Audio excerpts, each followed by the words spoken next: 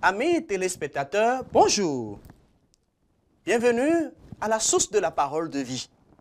En ce jour, la liturgie nous présente l'évangile selon saint Luc. Le Seigneur soit avec vous. Luc chapitre 16, versets 19 à 31. Jésus disait cette parabole. Il y avait un homme riche qui portait des vêtements de luxe et faisait chaque jour des festins somptueux. Un pauvre nommé Lazare était couché devant le portail couvert de plaies. Il aurait bien voulu se rassasier de ce qui tombait de la table du riche. Mais c'était plutôt les chiens qui venaient lécher ses plaies. Or, le pauvre mourut et les anges l'emportèrent auprès d'Abraham. Le riche mourut aussi et on l'enterra. Au séjour des morts, il était en proie à la torture. Il leva les yeux et vit de loin Abraham avec Lazare tout près de lui. Alors il cria, « Abraham, mon père, prends pitié de moi et envoie Lazare tremper dans l'eau le bout de son doigt pour me rafraîchir la langue, car je souffre terriblement dans cette fournaise. » « Mon enfant, répondit Abraham, rappelle-toi, tu as reçu le bonheur pendant ta vie et Lazare le malheur.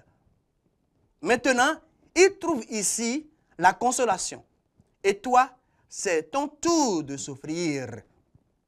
De plus, un grand abîme a été mis entre vous et nous pour que ceux qui voudraient aller vers vous ne le puissent pas et que, de là-bas non plus, on ne vienne pas vers nous. Le riche répliqua, « Eh bien, Père, je te prie d'envoyer Lazare dans la maison de mon père.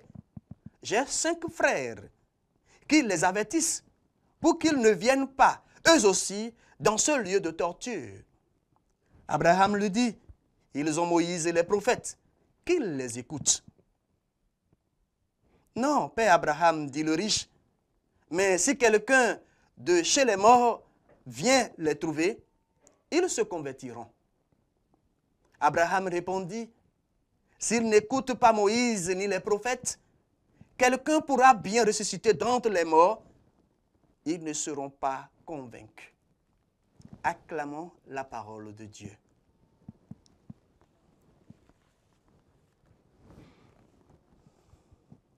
Scrute-moi, mon Dieu, et tu connaîtras mon cœur. Vois si le mal ne fait pas en moi son chemin, et guide-moi, conduis-moi sur le chemin d'éternité. Voilà l'entière d'ouverture de ce jour, amoureux de la parole de vie. Tiré du psaume 138, la liturgie nous fait prier le Seigneur.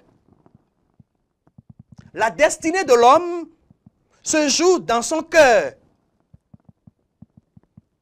C'est parce que la richesse avait endurci le cœur de l'homme à la table opulente que celui-ci ne voyait plus le pauvre à sa porte.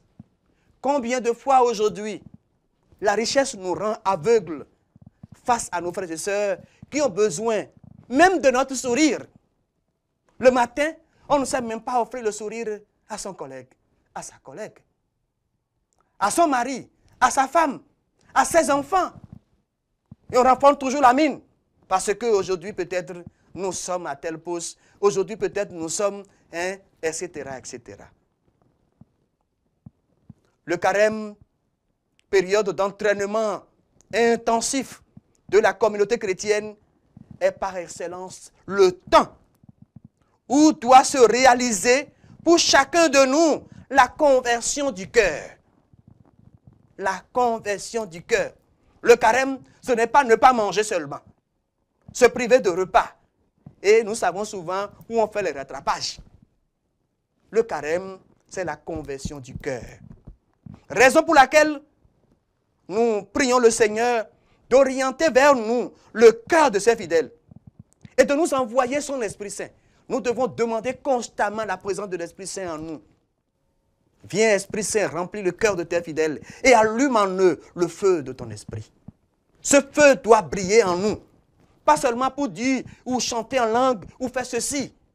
Ce feu doit briller même dans le silence de nos cœurs, débordés d'amour et de charité envers le prochain. Seul l'Esprit est capable de transformer le cœur de l'homme et de l'accorder la grâce divine, de lui accorder la grâce telle qu'il s'est révélé en Jésus lui-même, dans la vie des apôtres, dans la vie de tant d'apôtres de notre temps. Dans la première lecture, le prophète Jérémie, dans le chapitre 17, soumis à notre méditation, nous présente deux attitudes opposées qui sont respectivement source de malheur ou de bonheur. Maudit soit l'homme qui met sa confiance en l'homme. Et de l'autre côté, nous entendons, béni soit celui qui met sa confiance dans le Seigneur. Ces deux attitudes nous préparent à contempler, je dirais, les deux figures de la parabole évangélique, à savoir le mauvais riche dans le malheur éternel et le pauvre Lazare dans la joie de Dieu. Au riche, il a été dit clairement, tu as reçu le bonheur pendant ta vie et Lazare le malheur. Mais maintenant, il est consolé. Il vit dans la béatitude. Et toi, torturé. Comprenons donc, frères et sœurs, que le jugement de Dieu apportera un reversement des situations d'ici-bas. Donc, apportera un reversement des situations de grâce pour qui n'a pas voulu collaborer ou qui peut-être avait mal vécu, je dirais. Maintenant, on vit la béatitude. Donc, c'est dans ce monde qu'il faut écouter la voix de Dieu. Quand l'autre nous parle, quand l'autre se présente à nous. Sinon, il sera trop tard, comme pour le riche dont nous parle l'Évangile. Dieu continue de nous parler à travers les événements de la vie. Sa parole est toujours d'actualité. Jésus clarifie l'existence de l'enfer et nous décrit quelques-unes de ses caractéristiques. La peine qui souffre nos sens. Le riche dit, n'est-ce pas, je souffre cruellement. Je souffre cruellement dans cette flamme. Ceux qui pensent que l'enfer est une invention, qu'il n'y a pas d'enfer. Mais Jésus nous en parle. Il y a cet état d'âme aussi après, selon la justice divine. Le Père est miséricordieux, oui. Mais c'est ici qu'il veut que nous nous préparions. Il y a entre nous et vous un grand abîme, dit l'Évangile. Saint Grégoire le Grand nous dit que on dit toutes ces choses afin que personne ne puisse prétester l'ignorance. Convertissons-nous et croyons en la bonne nouvelle, frères et sœurs. N'oublions pas, nous sommes responsables de notre vie. Nous allons tous mourir. Et quel compte voudrions-nous rendre à Dieu? Attention, ce n'est pas la richesse en elle-même qui est la cause du malheur, non. Rien n'est apparemment répréhensible dans la conduite de cet homme.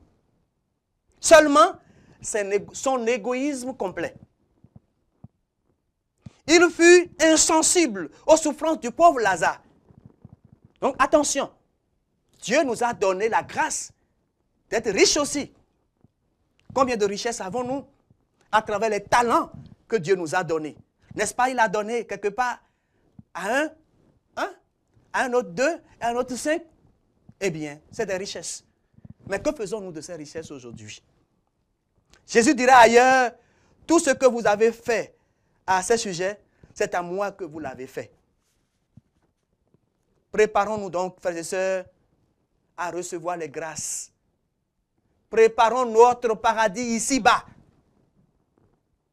Préparons notre paradis en faisant du bien sur la terre. Faisons donc attention à la culture du rebut. Ne soyons pas indifférents vis-à-vis d'autrui, du prochain. Pratiquons surtout les œuvres de miséricorde pour mettre fin à l'indifférence. Combien d'injustices, combien de trahisons se notent encore aujourd'hui, même dans les communautés religieuses, au sein de l'Église, où on est des hommes de Dieu à la bouche, mais au concret, nous avons beaucoup à faire.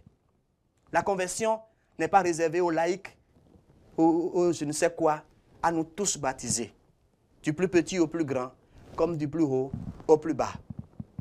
Chacun doit essayer de porter remède à l'indigence humaine qui ne s'étend pas seulement à la pureté matérielle, mais aussi aux nombreuses formes de pauvreté culturelle et religieuse. Notons aussi que le silence éloquent et doux du pauvre Lazare nous invite à être fidèles et à avoir confiance en Dieu. Ce n'est pas donc la fin du monde face aux réalités que l'on vit. Dieu sait récompenser chacun. Il lit les cœurs de chacun. Si nous regardons bien notre vie, nous nous rendons compte que parfois, nous agissons comme le riche anonyme. Et parfois aussi, comme le pauvre Lazare. Nous ne sommes pas à 100% pauvres, ni à 100% riches.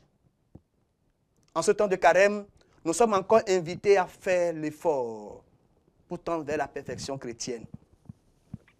Faisons donc le point de notre vie, pas seulement sur les biens de ce monde, mais surtout sur notre vie avec Dieu. À l'heure de notre mort, il sera sans doute trop tard de changer de conduite ou pour réparer le mal commis. Et surtout, ne remettons pas à demain ce que nous pouvons faire aujourd'hui. Sinon, nous risquons le sort du ver de terre qui aujourd'hui, honteux, vit sous le sable. Alors que les autres animaux allaient chez son oncle pour se faire forger des os et avoir la force. Le ver de terre dit, c'est mon oncle, demain j'irai, après-demain j'irai. Le jour où il a décidé d'aller faire son oncle pour prendre les os, pour se renforcer, il apprend que son oncle est décédé. C'est pourquoi jusqu'à présent, honteux, il vit toujours sous le sable. Alors que ce ne soit pas ainsi pour nous. Ne remettons pas à demain le bien que nous pouvons faire aujourd'hui. Et la grâce agira davantage dans chacune de nos vies. Ainsi, en ce temps, nous pouvons vraiment nous rendre disponibles, prêts à rentrer dans le bonheur de Dieu. Et avec Marie qui défait les nœuds, qui intercède pour nous, avançons et faisons du bien.